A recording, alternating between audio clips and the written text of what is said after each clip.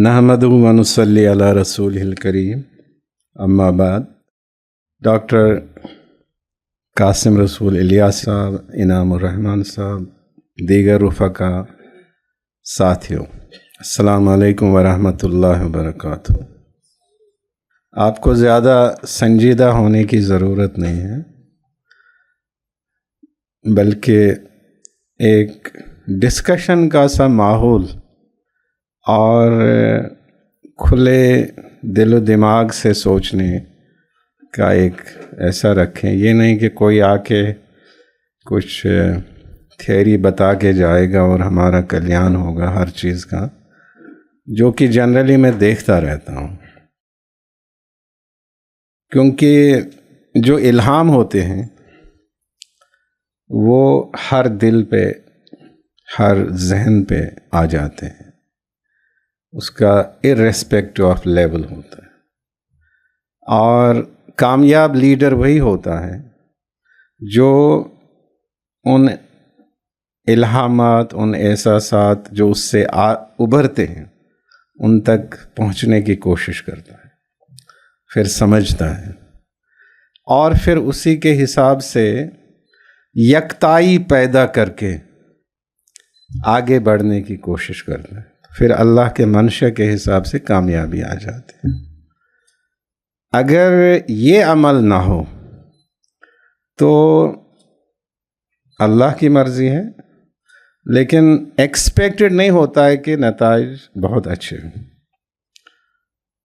ये कई लोग नादानिस्ता तौर भी करते हैं और दानिस्ता तौर हमें ज़रूरी करना है मुसलमान होते हुए।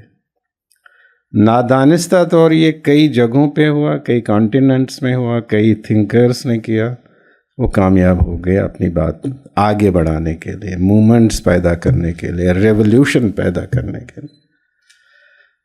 तो हमें इस हिस्ट्री, इस तारीख के इस स्टेज पे इसकी बहुत ज़्यादा ज़रूरत है। ये पहली बात। दूसरी कि ये उम्मत जो है इसका अपना एक एजेंडा है, डिवाइन है वो, और थॉट भी क्लियर है और स्ट्रेटजी भी डिफाइंड है। तो मेरा मानना है आज की जो दुनिया है ये इसी थॉट ने, जो 570 ये जो ईस्वी कैलेंडर, जो कोई बात उस दिन हुई, फिर 610 या जो भी तारीख है जब खुतबा हज्जतुल विदा आया, उस दौर में जो कुछ स्ट्रक्चर आया थॉट का और चीज़ों का, उसी ने आगे की दुनिया को शेप किया। उसमें जो मुकद्दम है वो वही थॉट है, और जो और गलत काम हो गए वो एब्रेशन थे। तो अगर मैं एक अजम्पशन ले लूँ कि अगर किसी भी कौम या किसी भी सिस्टम, किसी भी थॉट के पास आज के दिन में कोई स्ट्रेंथ है, तो वो उसी वजह से है कि उन्होंने उसमें से कितना अपनाया। कुरान की का नाम ना लेते हुए, इस्लाम का नाम ना लेते हुए, हजूर अक़दस सल्लल्लाहु अलैहि वसल्लम की सुन्नत का नाम ना लेते हुए, उसको कितना अपने में ले लिया, अपने में वो एक सिस्टम बना दिया, और वही सिस्टम की वजह से ये जो भी नई शेप लग रही है वो उसमें भी इसका दखल है।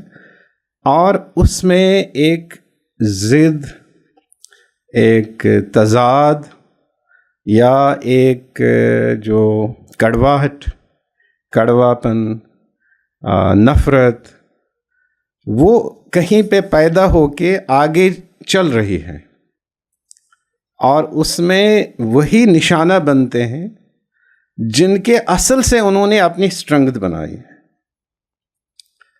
तो अगर लीगल सिस्टम की बात करें तो चाहे वो यूरोप का हो, अमेरिकन हो, आज के इंडिया का है, तो उसकी स्ट्रेंथ, उसका जो मेन सोर्स है, जो इसमें अच्छी बातें हैं, वो तभी शेप हो गई हैं।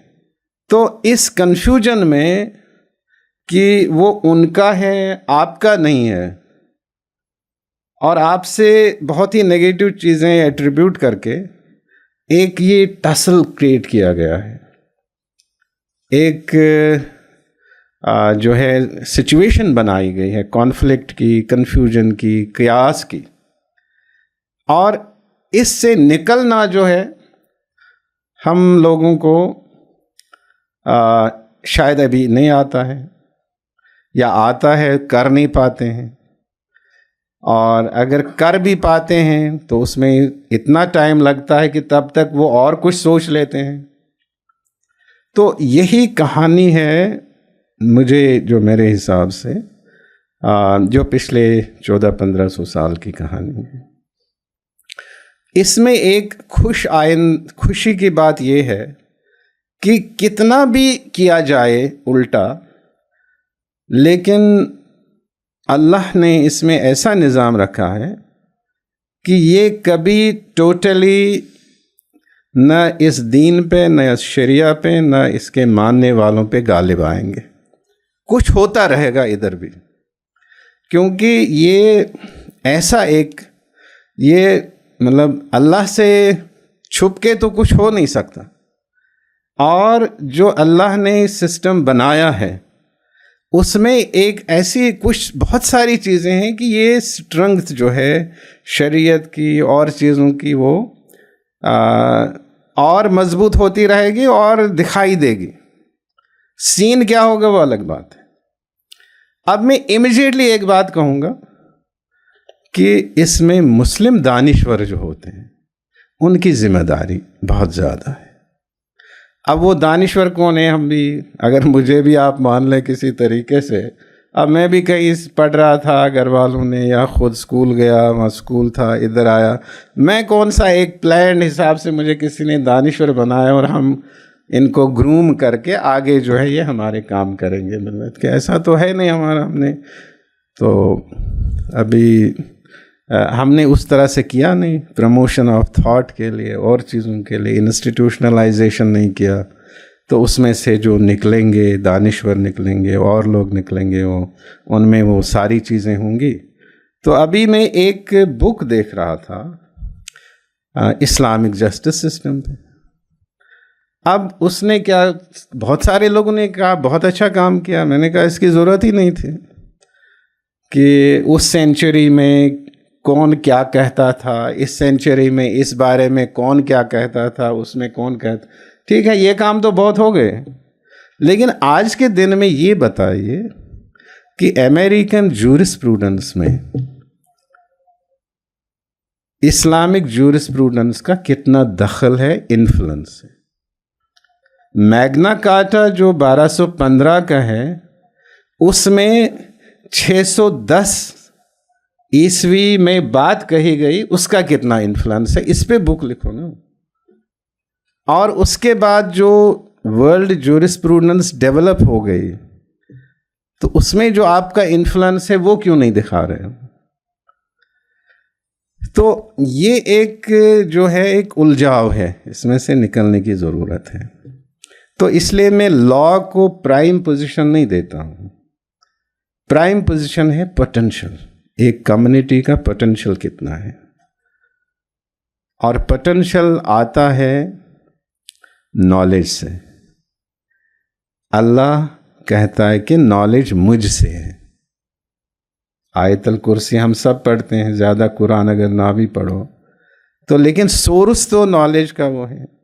तो मैं जनरली कहता हूँ कि ये कोई नहीं कहता है कि गोल्ड इज़ पावर, सब कहते हैं नॉलेज इज़ पावर।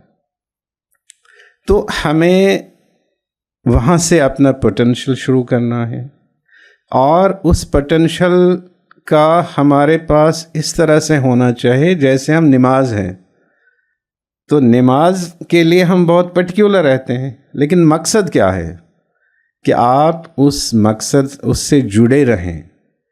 जिस बात से आप में वो पोटेंशियल आता है कि आप दीन को जाहिर कर सकें।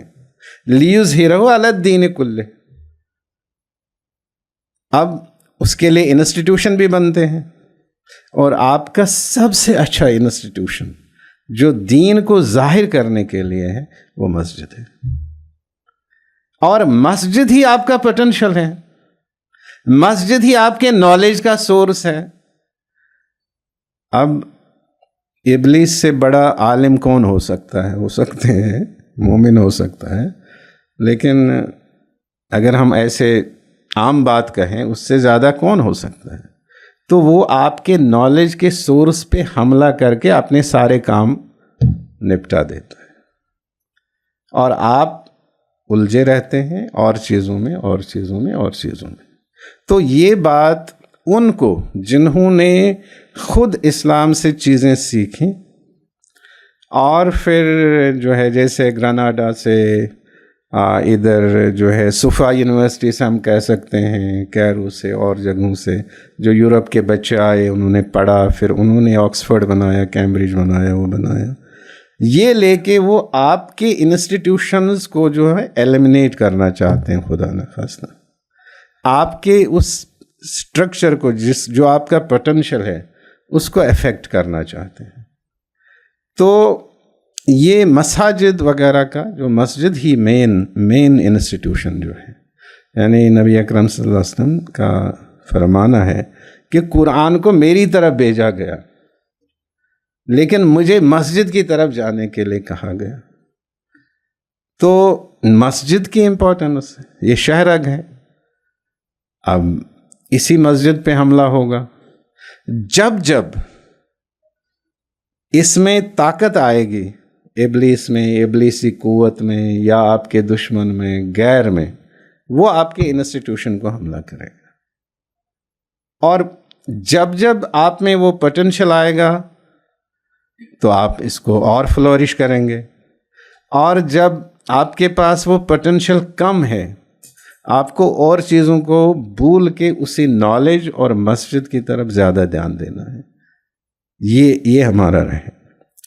और यहीं से शरिया की भी जो है एक्सप्लेनेशन हो, तशरीह हो जाती है।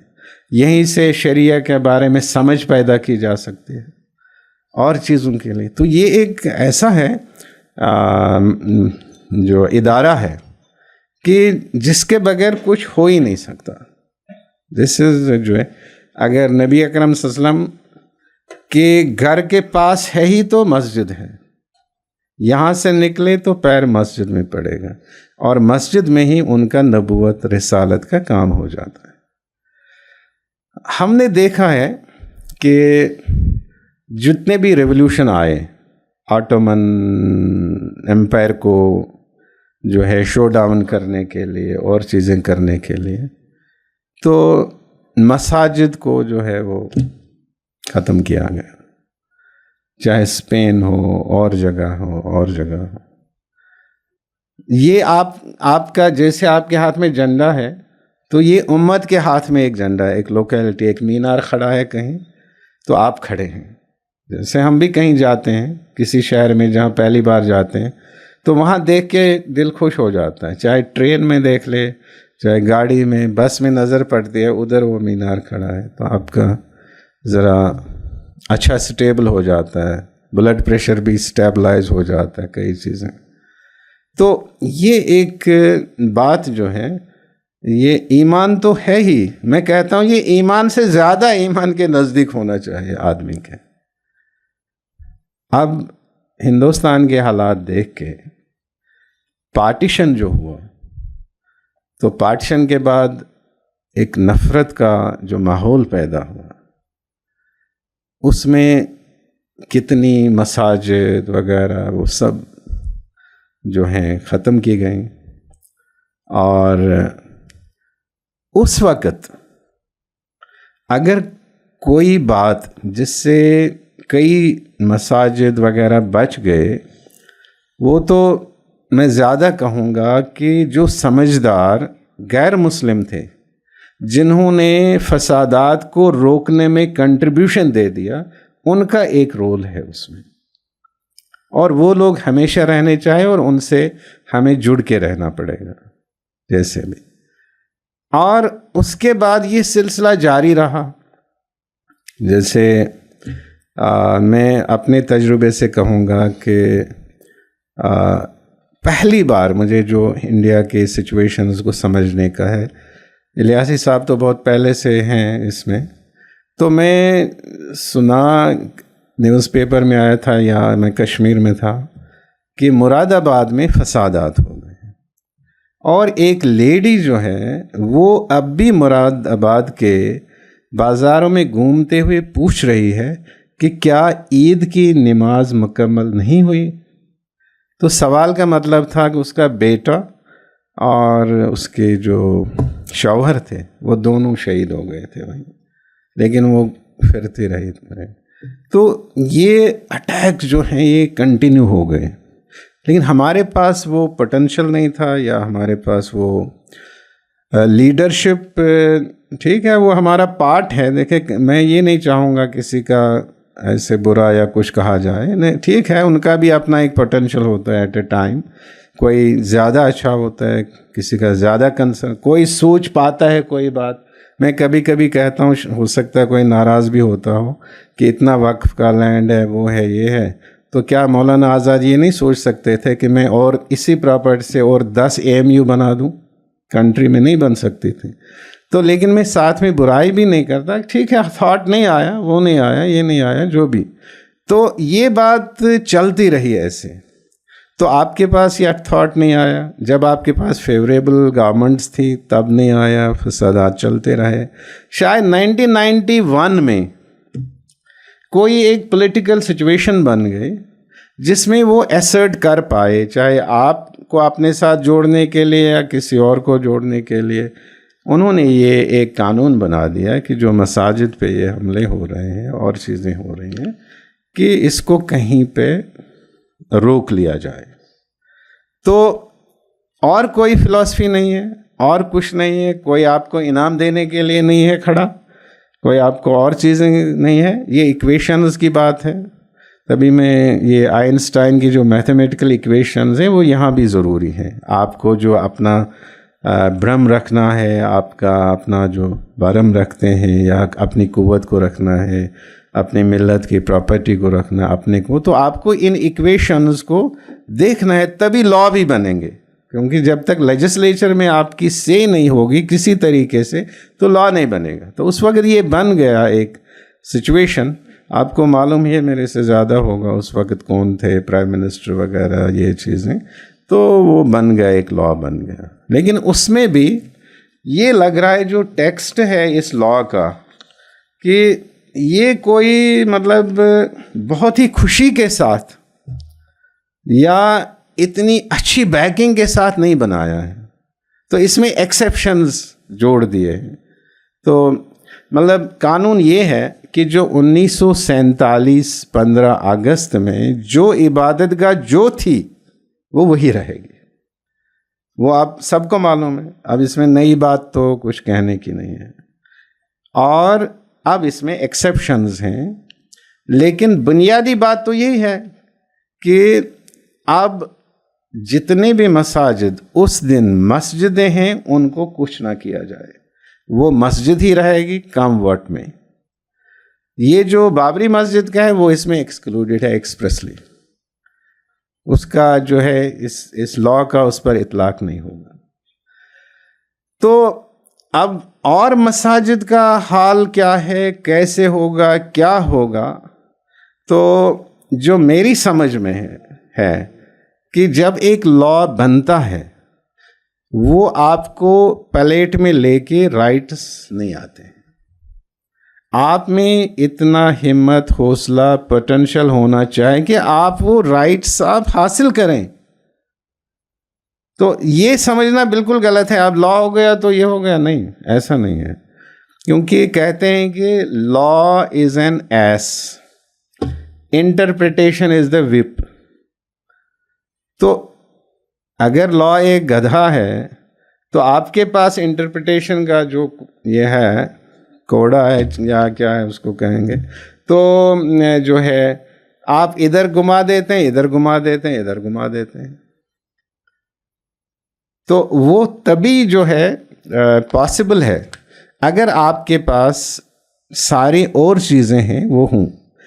इस ज़माने की लेजिस्लेशन का जो फादर माना जाता है उसको जर्मी बेंथम कहते हैं, इंग्लिश जूरिस्ट जर्मी बेंथम।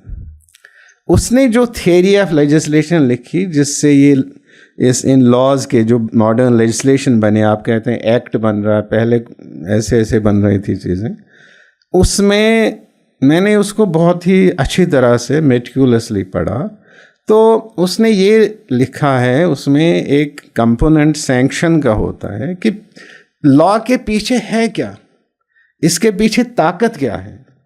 तो उसने कहा इसके पीछे रिलीजियस पावर भी होना चाहिए, सोशल पावर भी होना चाहिए, मॉरल भी होना चाहिए, इथिकल भी होना चाहिए, इकोनॉमिक भी होना चाहिए। अगर ये लॉ के पीछे नहीं है तो ये अपना काम नहीं करेगा। ये एक सपोर्ट सिस्टम है इसका। लॉ तो एक सिंबल बन गया, आपका इंडिकेटर बन गया, एक रिकॉग्निशन हो गया। अब रिकॉग्निशन के बाद आपके पास ज़मीन का एक प्लाट है, आप उसमें कुछ कर नहीं रहे तो सारे मोहल्ले के लोग उसमें कूड़ा डाल देंगे। और लॉ में वो आपका है लेकिन आप में वो पोटेंशियल ही नहीं है कि आप इसको मेंटेन कर लें, या समझ नहीं है, और चीज़ें नहीं, और चीज़ें नहीं।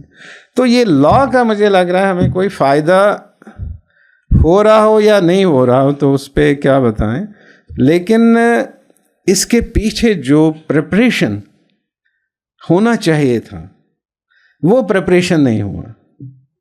वो प्रिपरेशन अगर नहीं करते हम आज भी तो इसमें जो है दिक्कतें आ जाएंगे। हम सब लोग अपने अपने काम में बिजी हैं। मैं भी चाह रहा हूँ कि मैं कुछ कमाई उमाई करके फिर आगे बुढ़ापे में अच्छी तरह से वो है बैठ जाऊँ। दूसरा भी है कि मेरा बच्चा फिट हो जाए तो वो कर लें। दूसरा एक और अपने अपने पर्सनल मकासद हैं, सबके हैं। हम हिंदुस्तान में 20 करोड़ लोग हैं, हमारे 20 करोड़ अलग अलग मकासद हैं। लेकिन शायद हमें उसमें से कुछ टाइम निकालना पड़ेगा सोचने के लिए, समझने के लिए कि हमें अगर अल्लाह से कुछ मिलना है वो हमें ज़रूर इसलिए मिलेगा कि अल्लाह मेरी बात जानता है और मानता है, और इसलिए मैं अपने से ये निकाल दूं ये वक्त। तो यहाँ मैं इमीडिएटली एक बात और कहूँगा कि अभी मैं देखता हूँ कि डॉक्टर कासिम रसूल इलियास साहब में कुछ सलाहियत है, तो ये अच्छी बात करते हैं, वो करते हैं, तो मैं कहता ही नहीं हूँ। अभी मैं कुछ कह रहा था ऐसा, मैं कहता हूँ अगर मैं इनका बता दिया तो ये बहुत हाई हो जाएंगे, वो तो वहीं रह गए। तो मुझे लग रहा है कहीं पे वी हैव टू ओवरकम, हमें इस चीज़ से ना निकलना है, क्योंकि हो सकता है मेरी सेकंड लाइन में काम करते हुए अल्लाह मुझे और अच्छा मकाम दे दे और इनको दूसरा मकाम दे दे। भाई अल्लाह की मर्जी है। लेकिन दुनियाई तौर जब हम एक्शन में आते हैं, ये लॉ बन गया, अब इस लॉ के बाद भी हमें इतनी मुसीबतें क्यों आ रही हैं? क्योंकि इन्हें पता है कि ये जो लॉ को चाहिए वो ये नहीं कर पा रहे हैं। क्राउन ऑफ इंग्लैंड, उसके नाम से लॉ बनता है इंग्लैंड में, तो वो पूरे वर्ल्ड में चलता है। क्यों? क्योंकि उन्होंने उसके लिए एक स्ट्रक्चर डेवलप किया है। उसमें मैन पावर भी है, उसमें इंस्टीट्यूशनल पावर भी है, और उसमें जो है एक सोच भी है जो बहुत इंपॉर्टेंट है। उस ज़माने में बहुत सारे लोग कहते हैं, जो अगर लॉ वाले यहाँ कोई हों, इससे पूछेंगे what is law, they will say law is the command of the sovereign. जो कि ये ऑस्टिन ने क्यों बताया law is the command of the sovereign? तो कोई कहता है वो मिलिट्री में काम करता था, कोई कहता है उसको रोमन लॉ में कहीं कुछ है, कोई। मैं कहता नहीं, ये बुक में लिखा है, आप यही कह रहे हो। जो बुक में नहीं है वो क्यों नहीं सोच रहे हो? ऑस्टिन, जॉन ऑस्टिन को पता था कि क्वीन ऑफ इंग्लैंड या किंग ऑफ इंग्लैंड वो हर जगह नहीं जा सकता है। उसने सोच डेवलप की, थॉट डेवलप की, थियरी डेवलप की कि law is the command of the sovereign and he deserves obedience. तो जहां भी दुनिया में लोग हैं और लॉ पहुंचता है, उनको क्वीन ऑफ इंग्लैंड का ओबीडियंट बनना चाहिए। ये तो बात तो सही है, लेकिन ये जो लोग हैं वो एक फॉल्स है। अब जब कुरान की बात आती है, law is the command of Allah, तो आपके इंस्टीट्यूशन कहां हैं? आपकी स्ट्रेटजी क्या है? आपको इस थॉट को आगे बढ़ाने के लिए क्या क्या हो रहा है? अब जब तक वो सपोर्टिव सिस्टम इस लेजिस्लेशन में, इसमें इतनी ही बड़ी बात है कि जो 1947 15 अगस्त में जिन मसाजिद का स्टेटस ये था, वो मसाजिद ही रहेंगी, या और कोई जो है ये वर्शिप का है।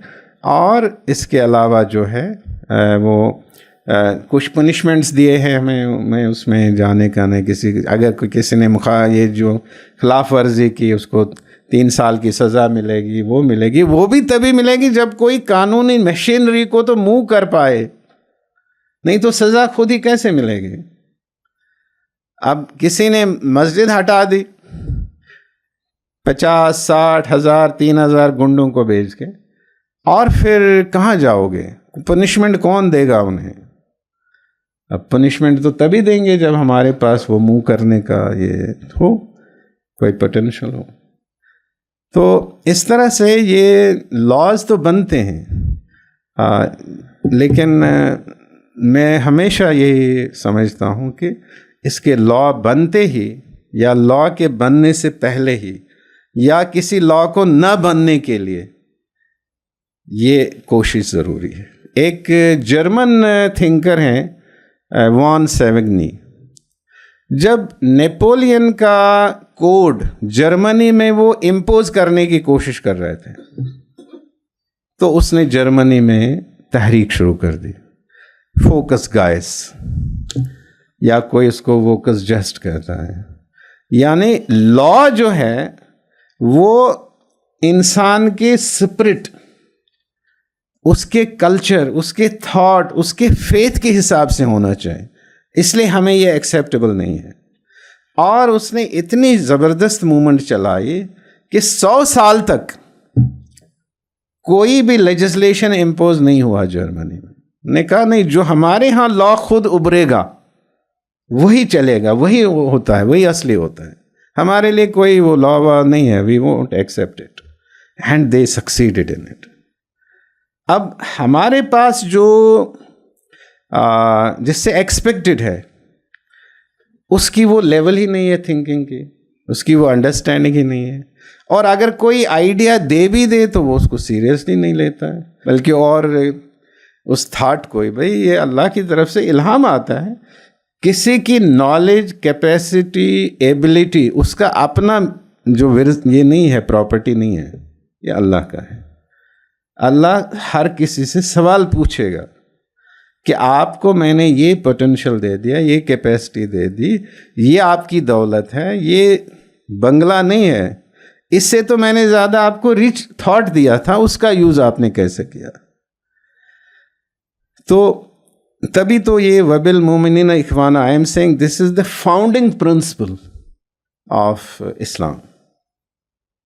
इसके बाद सारी चीज़ें हैं, ये फाउंडिंग है कि, और ये मुझे उम्मीद है, मैं इसकी वजाहत इसलिए ज़्यादा कर रहा हूँ कि और जगह पे भी जब अमेरिकन लोगों में वो आया तो उन्होंने दे थ्रेव आउट द ब्रिटिश रूल। जब उन्हें ये समझ में आ गई बात कि हमें ये करना है and we have to do this thing. तो इसी तरह से खुद इंग्लैंड में कैसे रेवोल्यूशंस आए फ्रॉम टाइम टाइम, उन्होंने लॉ है, लॉ बन गया, भाई आप वो हैं। जैसे कभी किसी ने कहा कि कुरान के बारे में आपका क्या ख्याल है और रेवोल्यूशन के, मैंने बताया कि कुरान तो रेवोल्यूशंस को बर्थ देता है, रेवोल्यूशंस लॉज को ख़त्म कर देते हैं, और कुरान जो है रेवोल्यूशंस को बर्थ देता है एवरी डे। कुल्ल यामिन हुआ फी शान, नई शान के साथ, और जो है आगे ये एक मोमिनाना हिसाब होता है। अब जब ये हो कि कोई लॉ बन गया, कोई थोड़ी सी बात बन गई और आप इसी में खोए रहे, अब हमें कुछ करना नहीं है, खुद ब खुद हो जाएगा, ऐसा नहीं होता है। ऐसा जो है आप वायलेशन ज़्यादा देखेंगे और फॉलो कम हो जाता है। ये बिल्कुल एक शॉर्ट एक्ट है। अगर आप मुझे जो है आप इसमें 1 2 8 सेक्शन है इसमें, और इसमें यही बात है कि डेफिनेशंस वगैरह दे के फिर यही कहा गया, no person shall convert any place of worship of any religious denomination or any section thereof into a place of worship of different section of the same religious denomination or of different religious denominations। यानी within भी आपका कोई एक मसलक की मस्जिद को दूसरे मसलक में बदलना चाहिए, भी हम कह सकते हैं, वो भी अलाउड नहीं है। तो मस्जिद को मंदिर बनाने का तो सवाल ही नहीं है। अब ये इसमें और वजाहत है, उसकी ज़्यादा ज़रूरत नहीं है। फिर जो है कि अब इसमें लेकिन ये अप्लाई नहीं होगा, any place of worship referred to it in the said subsection which is an ancient and historical monument or an archaeological site or remains covered by the Ancient Monuments and Archaeological Sites and Remains Act। ये इसमें एक जो है, एक तो वो बाबरी मस्जिद वाला है, तो ये इनको एक्सक्लूड करता है इससे। तो यहाँ पे एक गुंजाइश पैदा की गई है कि अगर कोई आर्कियोलॉजिकल साइट डिक्लेयर्ड है तो उस बारे में क्या किया जाए, कैन इट बी कन्वर्टेड। तो उसी बेस पे फिर ये लाए जाते हैं एविडेंसेस कि ये इसमें से ये निकला, फिर वो निकला, फिर और चीज़ें निकल गई, जैसे वो मतलब एक एविडेंस क्रिएट करने के लिए। लेकिन इसमें अल्हम्दुलिल्लाह जैसे कई लोग हैं, उन्होंने काफ़ी काम किए हैं इस पे। जैसे इवन अबाउट बाबरी मस्जिद इतना काम किया गया कि उसको भी ये डिक्लेयर नहीं कर पाए कि ये मस्जिद तोड़ के बनाया गया, ये मंदिर तोड़ के मस्जिद बनाया गया। तो इन चीज़ों के बारे में भी आप एक you can have a task force, या कुछ लोग हैं, कई हैं, कि जितनी भी ऐसी मसाजिद हैं इनके लिए जो भी हिस्टोरिकली एविडेंसेस हैं, रेवेन्यू रिकॉर्ड्स हैं और किस्म के रिकॉर्ड्स हैं, तो वो हमें डॉक्यूमेंटेशन करने की ज़रूरत है कि ये कब से है, कैसे है, क्यों है। और अगर वो काम हम भूल जाएं तो हमारे लिए परेशानी हो जाती है। तभी जो है ये जो मैं कहता हूँ कि मुसलमानों को ना ऑर्गेनाइजेशनल आर्ट बहुत आना चाहिए, और कारपोरेटाइजेशन, ये दोनों आर्ट, क्योंकि ये ज़माना जो है बिजनेस करना है तो आप मिल के कर लीजिए, थ्रू कंपनीज, फर्म्स बना दीजिए, स्टार्टअप्स बना दीजिए, और दूसरा है कि सोशल ऑर्गेनाइजेशंस बना दीजिए जो ये सारे काम इतने अच्छी तरह से करें कि आपके पास हर चीज़ की डॉक्यूमेंटेशन हो और उसका रिफ्लेक्शन थ्रू मीडिया आप आराम से कर सकते हैं। अब उसके बाद अगर कुछ होता है, पहले तो 75% जब एक क्लियर होता है कि इनके पास डॉक्यूमेंट भी है, वो भी है, पोटेंशियल भी है, और मीडिया का पावर क्रिएट करना है जो है इस वक्त सोशल मीडिया में, बात एकदम लंदन पहुंच जाती है, उधर पहुंच जाती है, यहाँ, तो उससे झूठ ना बहुत कमज़ोर हो जाता है। तो ये एक किस्म की स्ट्रेटजी बन सकती है कि उन जगहों को जिनके बारे में ये अप्लाई नहीं होता है तो उनको हम कैसे बचाएं। अब एक और बात है, मतलब ये तो अजीब मानी जाएगी, लेकिन कई लोगों की फेथ भी हो सकती है, मेरी भी है, कि एक इतना क्लियर किया जाए इस बात को, इस पॉइंट को, कि बाबरी मस्जिद तो मंदिर पे बनी ही नहीं, इस पर मैंने अभी कोई ऐसी बुक नहीं देखी किसी भी स्कॉलर की कि इसमें एक जगह पे, जो इलाहाबाद हाई कोर्ट का जजमेंट था, वो जस्टिस सुधीर अग्रवाल दूसरे मुसलमान जज से मिले, तो उन्होंने एक ही जगह पे वो रखने के लिए कहा, कॉन्स्टिट्यूशनल स्पिरिट के नज़दीक वो आइडिया ज़्यादा था या कॉन्स्टिट्यूशनल स्पिरिट के नज़दीक ये आइडिया है कि मुसलमानों को वहाँ से दूर किया जाए। इस बात पे मुझे लग रहा है बहस नहीं हुई और इसको इतना उजागर नहीं किया गया, क्योंकि ये बातें ना, ये इनको बारीकी से देखने की ज़रूरत है कि आप वायलेशन कर रहे हैं या ये। और दूसरी बात, कई जूरिस्ट ने लिखा कि जब ये 5 एकड़ ज़मीन दे रहे थे तो ये कंप्लीट कर रहे थे जस्टिस, लेकिन ये जस्टिस कंप्लीट कैसे हो जाएगी? कोई ये नहीं कह रहा कि देखिए आपने मस्जिद तोड़ी, आपको मस्जिद बना के देनी है ना, आप हमें क्या दे रहे हो? आपको तो मस्जिद बना के देनी है, आपको हमें 5 एकड़ नहीं देना है।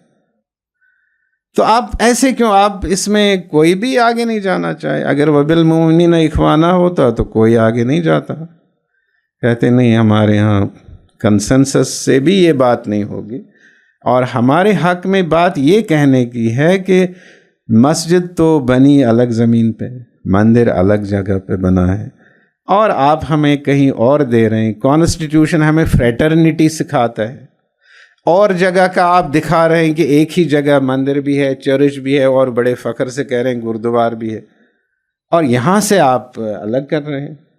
तो इस तरह से एक इंटेलेक्चुअल स्ट्रेंथ पैदा करने की बहुत ज़्यादा ज़रूरत है। हाँ, हमारे पास इलिटरेट बहुत हैं, ऑर्डिनरली स्पीकिंग। मैं नहीं मानता कोई मुसलमान इलिटरेट होता है, मेरा अपना थॉट है। और बहुत डिजिस्ट करना चाहे किसी भी को भी ये कहना कि मुसलमान बैकवर्ड है। बैकवर्ड का क्या मतलब? आप अपनी थ्योरी दे दो ना, आपको क्यों कोई जाहिल समझे? आप क्यों उसी को पढ़ा लिखा मानते जो यूनिवर्सिटी में जाए? भाई उसको जो रिक्शा पुलर होता है यहाँ, उसके पास इतना थॉट है। मैं कहूँगा डॉक्टर साहब से कभी इस पे किसी से लिखवा दीजिए और आप 50 रिक्शे वालों से इंटरव्यू कर दीजिए, and you will find some are more mature than professors of a university. उनका कलमा है यार, उनका एक्सपीरियंस है, और आदमी को समझना है इन चीज़ों को, और वही तो पोटेंशियल है आपका। किसी की हिम्मत है इन कागज़ के पन्ने टुकड़े, ये हरूफ, इस पे आप ठीक है, ये बहुत अच्छा है, this is a way out, but everybody must feel it कि इसके पीछे वो उम्मत है जिसने आसमान से बता दिया कि हमारे इम्तिहान मत ले लेना, वी डोंट माइंड। हम नॉलेज से जवाब देंगे, नॉलेज का, हम पॉलिसीज़ का पॉलिसी से जवाब देंगे, हम तकरीर की जवाब तकरीर से देंगे, और आप मक्कारी करेंगे तो हमारा अल्लाह जो है ना वो आपका जवाब देगा। वो फिर खुद कहता है कि वल्लाहु खैरुल माकिरीन। लेकिन ये बात सामने आ ही नहीं रही है। हमारे लीडर जो हैं वो मुसलमानों को बचा रहे हैं, वो इस्लाम की बात नहीं करते, इस्लामिक थॉट को आगे नहीं ले आते। थॉट है ये, हम कौन सा वो है डंडा लेके आ रहे हैं, वो लेके आ रहे हैं, ये लेके आ रहे हैं, लेकिन मेरी समझ है ये, और ये है एक बुक लिखा जाए और उसमें किसको क्या मिलेगा, उसको भी प्रोटेक्शन मिल रहा है, हिंदू को भी, सिख को भी, क्रिश्चियन को भी, औरों को भी रेस्पेक्ट मिल रहा है, क्योंकि हमारे ताजदार अमीरा भी हैं और ताजदार गरीबा भी हैं, सरदार अमीरा भी हैं, सरदार गरीबा भी हैं।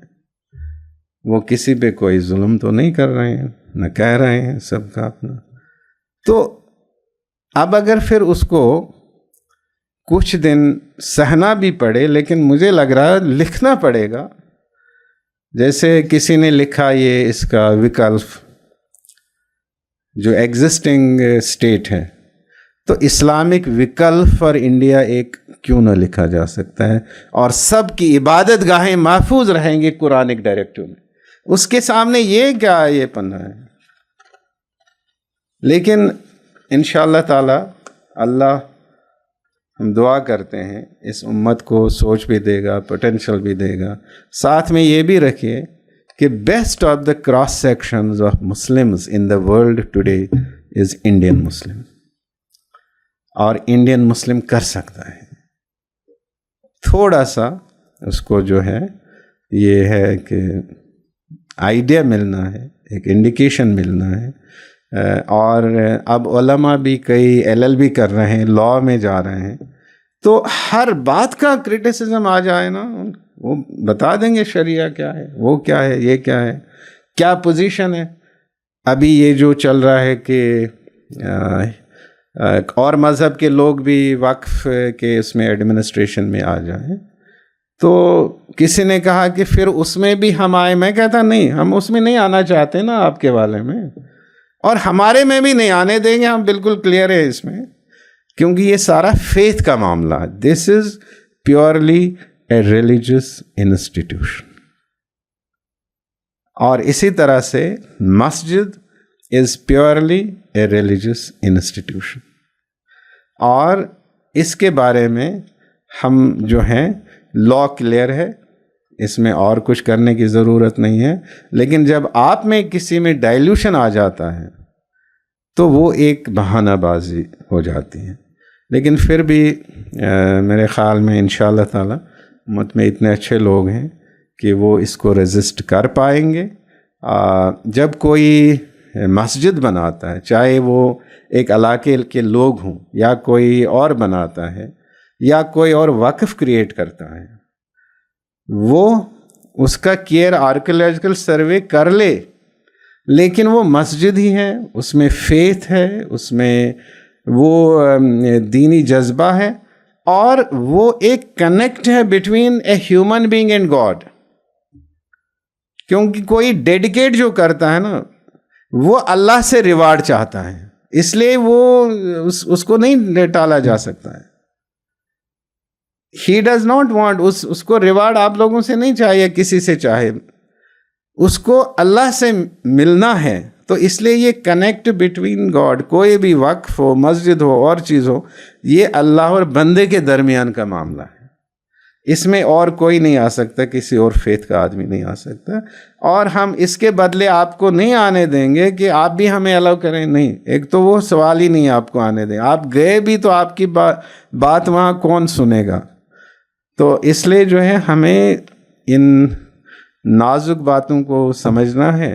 तो मैं अभी कहीं कह रहा था कि मैंने सुना है, अब मैं यहाँ दोहराऊँ कि अगर वक्त पे कोई सही फैसला नहीं कर पाता तो उसका माल चील और कौवे खाते।